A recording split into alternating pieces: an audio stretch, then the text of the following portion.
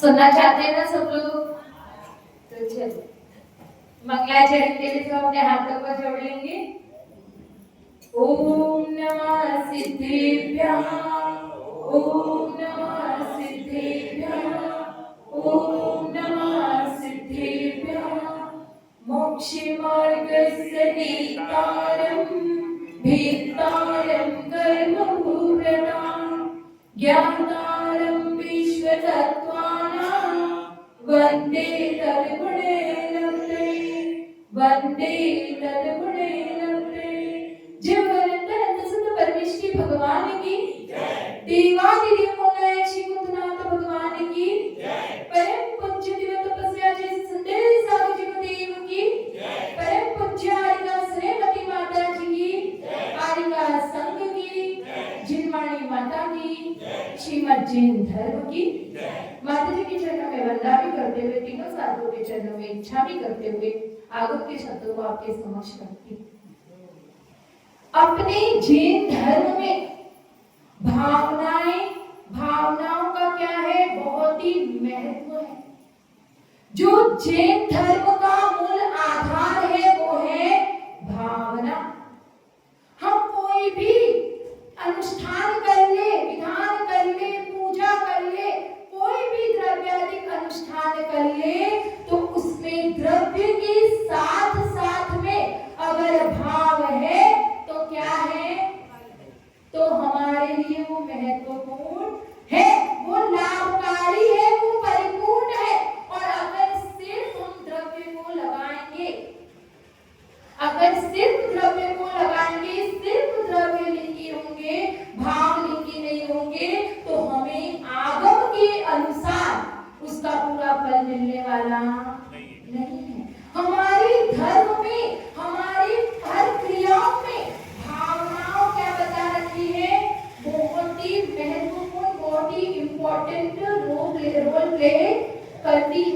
जो ये भावनाएं होती है वो क्या होती है, भवनाशिनी होती है और भववर्धिनी होती है। अगर हम दूषित भावनाओं को भाएंगे तो वो हमारा क्या करेगी, संसार बढ़ाएगी, और अगर निर्मल भावनाओं को भाएंगे तो वो हमारे संसार का नाश करेगी।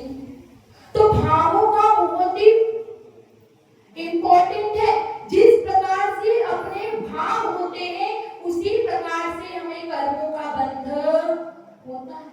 भावों के अनुसार ही पूरा वातावरण, पूरा वायुमंडल वैसा ही हो जाता है जैसे हमारे भाव होते हैं। बहुत फर्क पड़ता है कि एक एग्जाम्पल के माध्यम से बताती हूँ कि कैसे भाव पूरे वातावरण को प्रभावित करते हैं। हम जिस एनवायरनमेंट में, जिस पर्टिकुलर प्लेस पे रह रहे हैं, उससे लोग हमसे कैसे अफेक्ट होते हैं। एक चंदन का व्यापारी था।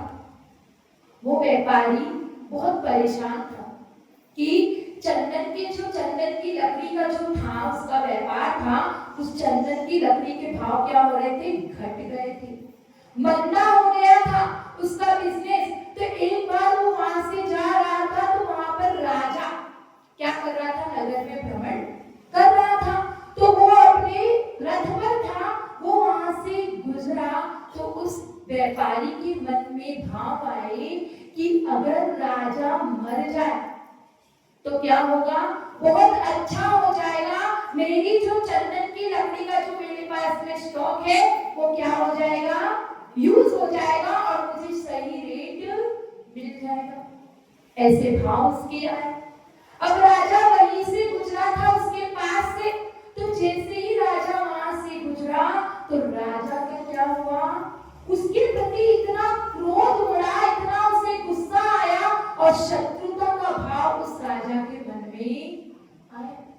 अब जब राजा ने इस चीज को महसूस किया तो उसने सोचा ये तो मेरा क्या है, मित्र है, और जब मैं इसके पास से निकला तो मेरे अंदर ऐसे विचार क्यों आए। फिर जब वो जाता है, पहुंचता है अपने महल में, तो चतुर मंत्री को बुलाता है और वो कहता है कि जाकर देखो कि मेरा वो व्यक्ति मेरा बहुत अच्छा मित्र पहचान है। तो जब मैं वहां से गुजरा तो मेरे भाव इतने खराब क्यों हुए? कोई ना कोई बात जरूर है। अब वो चतुर मंत्री उस व्यक्ति के पास जाता है और जाकर उससे कहता है कि तुम्हारे मन में कोई बात है क्या राजा के खिलाफ? वो कहता है कि मैं तुम्हें अभय दान देता हूँ, मैं तुम्हें वादा करता हूँ, अगर तुम्हारे मन में कुछ गलत भी होगा तो तुम्हें कुछ भी होगा नहीं। और वो व्यक्ति बता देता है कि जब मैं राजा के वहां से निकला था, मेरे मन में अभी भी है कि अगर राजा का मरण हो जाता है तो जो मेरी चंदन की लकड़ी है वो अच्छे रेट में बिक जाएगी। और वो चतुर मंत्री जाके राजा को बता देता है और राजा कहता है कि एक काम करो, वो सारी की सारी लकड़ी तुम वो जितनी रेट में कहेगा उसको नुकसान नहीं होना चाहिए और उठाकर लेकर आओ। और वो वैसा ही करता है। और जब 2-3 दिन बाद राजा जब वापस से वहां निकलता है उसके पास से, तो उसको किसी भी प्रकार का कोई भाव उत्पन्न नहीं होता। तो क्यों नहीं होता?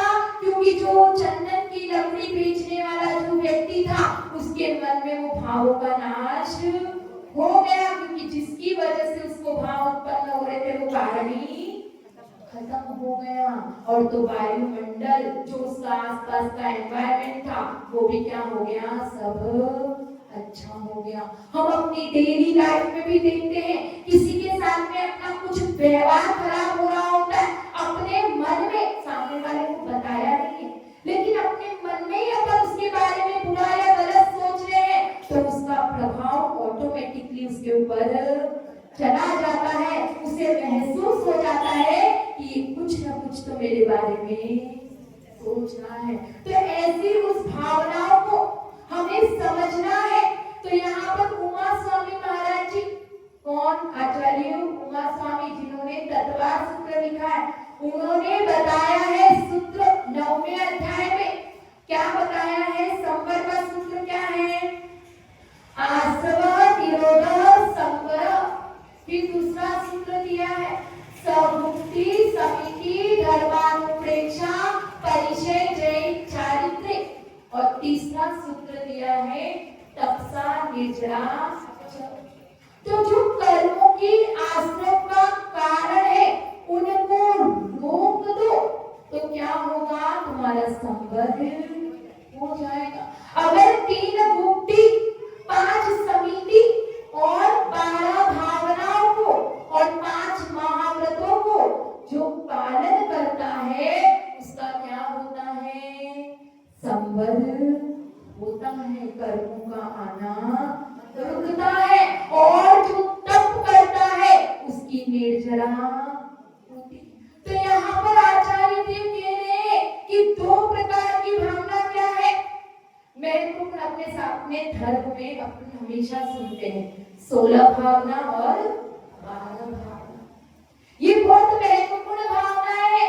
तो यहाँ पर हम 12 भावनाओं को पढ़ेंगे, ठीक है? चलेगा? 12 भावनाओं का अपन स्वाध्याय करेंगे अभी, ठीक है? तो 12 भावनाओं का मतलब क्या? अनुप्रेक्षा।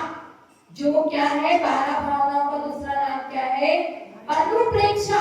ये जो 12 भावनाएं होती है वो हमें सत्य का स्वरूप बताती है, वस्तु का स्वरूप बताती है, स्व और पर का स्वरूप बताती है, और जो हमारे को क्या करवाती है? संवर और निर्जरा में मुख्य कारण होती है। ऐसी उन 12 भावनाओं का हमें चिंतन करना चाहिए। इन 12 भावनाओं में कवि मंगत राय जी क्या कहते हैं? याद है आप लोगों को? वो 12 भावना, तो चलो बोलना शुरू करो। बंतु श्री अरहंत पर बीते राग विज्ञान, वर्णो 12 भावना जग जीवन हित जान।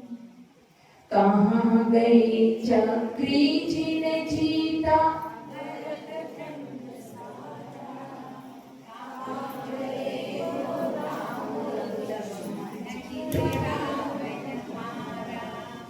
कहाँ कृष्ण रुक्मणी सत्यभामा और संपत्ति सगरी, कहाँ गई वह रंग महल सुवर्ण की नगरी, नहीं रहे वालों भी गौरव जूझ मरी रण में, गई राज तज पांडव वन को अग्नि लगे मन में, मोह निंद से उठ रे चेतन तुझे जगावन को, हो दयाल उपदेश करे गुरु बार भाई को।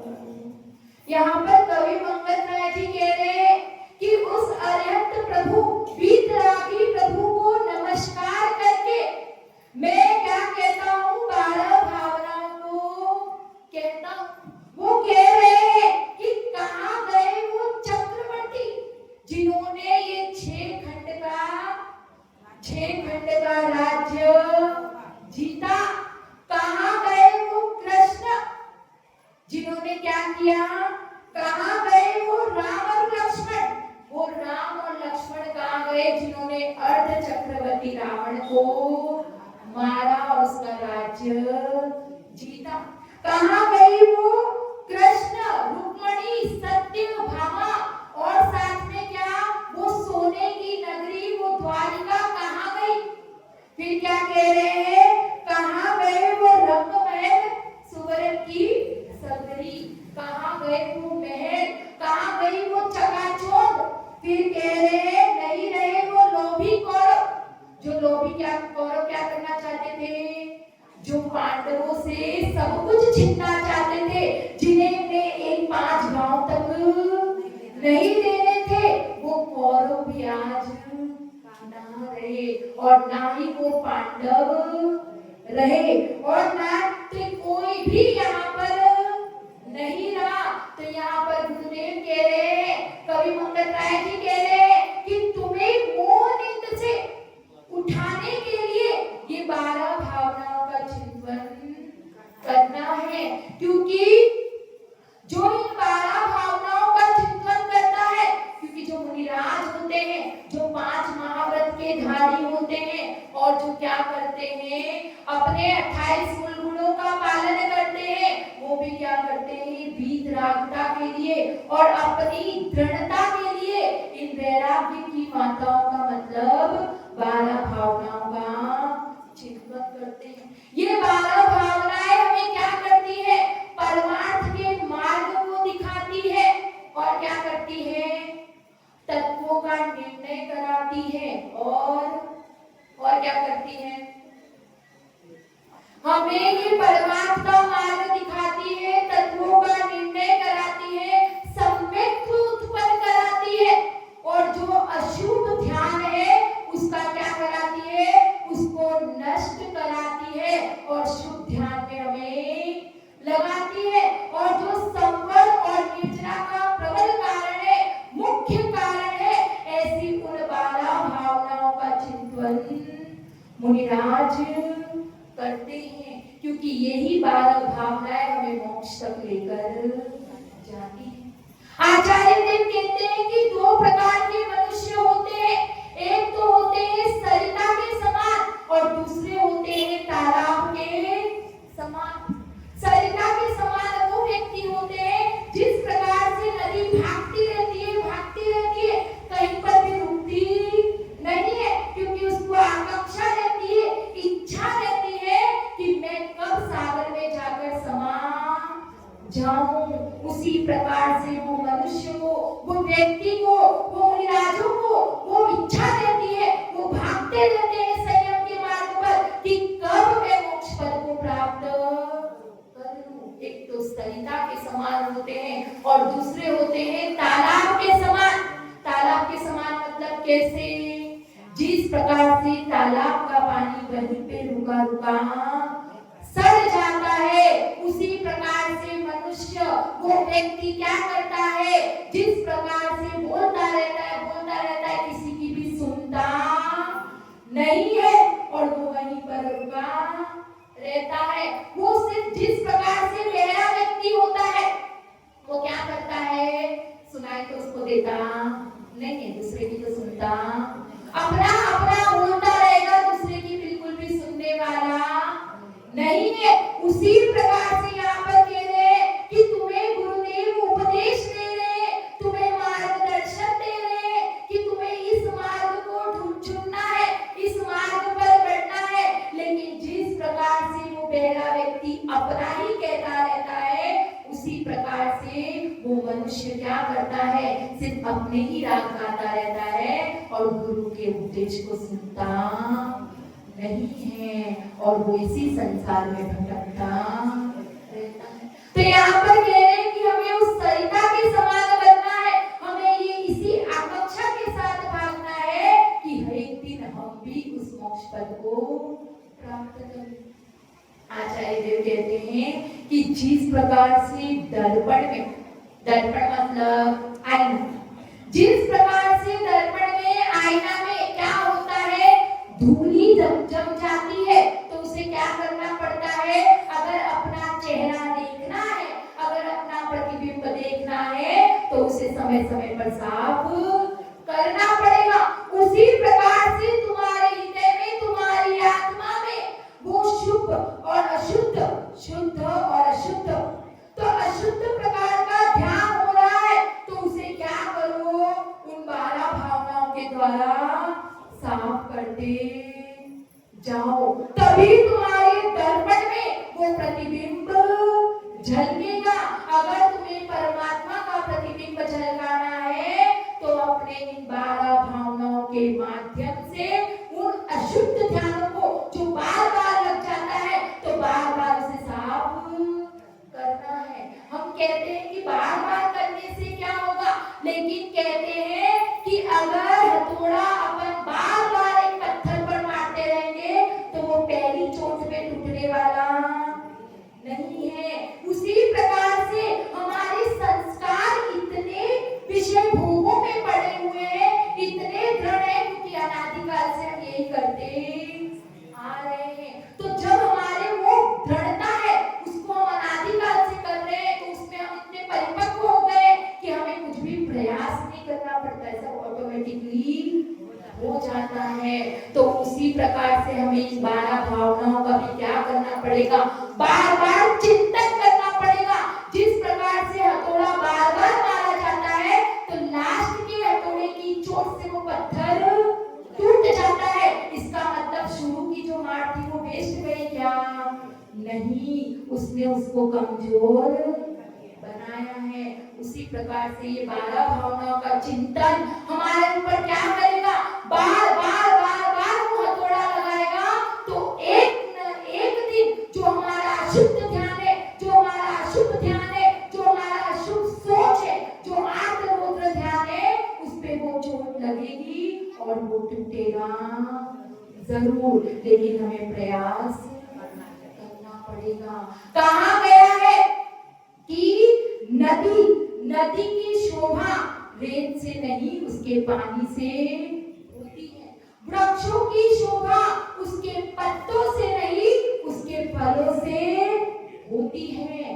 पर्वत की शोभा उसके ऊपर पत्थरों से नहीं, हरे भरे वृक्षों से होती है। उसी प्रकार से मनुष्य जीवन की शोभा संसार के विषय भोगों से नहीं, 12 भावनाओं के चिंतन करने से होती है। तो आचार्य देव कहते हैं कि मानव ही एक ऐसा प्राणी है, मानव ही एक ऐसा प्राणी है जो अनंत ऊंचाइयों को छू सकता है और असीम गहराई तक पहुंच सकता है। अगर मनुष्य ठान ले, तो गहरे से गहरे अंधकार में भी वो क्या कर सकता है, प्रकाश की ज्योति देख सकता है। और अगर वो ठान ले, तो कितने भी उजाले में, कितनी भी प्रकाश की ज्योति में वो अंधकार को दृष्टिगोचर कर सकता है। ये सब कुछ उस मानव के हाथ में, वो जैसा चाहेगा वैसा होगा। क्योंकि सागर की गहराई में ही क्या, सागर के भीतर तल में ही, भीतर गहराई में ही वो रत्न पाए जाते हैं। उसी प्रकार से शरीर में नहीं, मनुष्य के आत्मा में, वो गहराई में हमें जाना है। तो सम्यक दर्शन, सम्यक ज्ञान और सम्यक चारित्र रूप रत्न को प्राप्त कर लेगा। तो इनको प्राप्त करने का माध्यम है कि अपने भावों की विशुद्धि हो, क्योंकि भावों की विशुद्धि होगी तभी हम क्या कर पाएंगे, भेद विज्ञान कर पाएंगे, सुख शांति को प्राप्त कर पाएंगे और वितरागता को प्राप्त कर सकते हैं। सारा खेल भावों का है। आचार्य देव कहते हैं 3 प्रकार के मनुष्य होते हैं, उत्तम, मध्यम और जगन्य। जगन्य मनुष्य वो होते हैं जो क्या करते हैं, काम को शुरू करने से पहले उसके रिजल्ट्स के बारे में सोच लेते हैं और काम को शुरू ही, मैं फेल हो गया तो, मैं ऐसा हो गया तो वो उस चीज को शुरू ही नहीं करते। मध्यम पुरुष वो होते हैं जो काम को तो शुरू कर लेते हैं लेकिन बीच में छोड़कर भाग जाते हैं।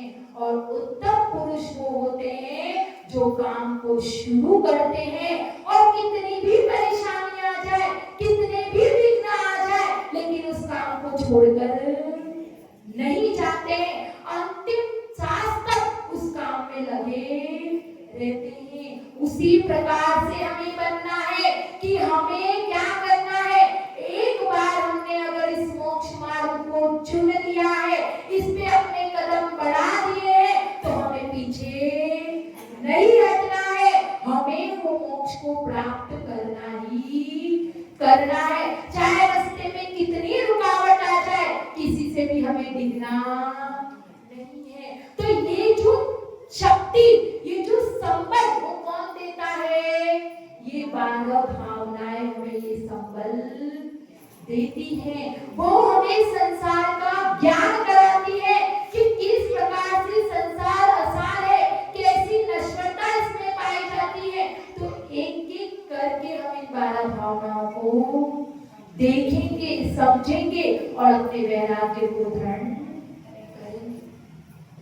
एक सूचना देती हूँ कि बहुत सारे लोग पूछ रहे थे कि सामायिक पाठ को हमें वापस से पढ़ना है, वापस से देखना है, तो कैसे देखेंगे। तो मैंने सारा जो वीडियो रिकॉर्ड किया है वो YouTube के चैनल पर डाला है, पूरे 1 से लेके 32 तक है और उसमें नाम है करिश्मा जैन 97 और उसको सब्सक्राइब भी कर लेना ताकि आप लोगों को क्या हो, नोटिफिकेशन आ जाए। बार बार वीडियो डालना नहीं पड़ेगा, नोटिफिकेशन आ जाएगा और उसमें दिख जाएगा कि नई वीडियो डल गई है। तो आप लोग सुने और अपन इसी तरीके से 12 भावनाओं का प्रवचन उस पे स्वाध्याय करेंगे। जय बोलो आचार्य सुंदर सागर जी की, परम पूज्य माता जी की। चलो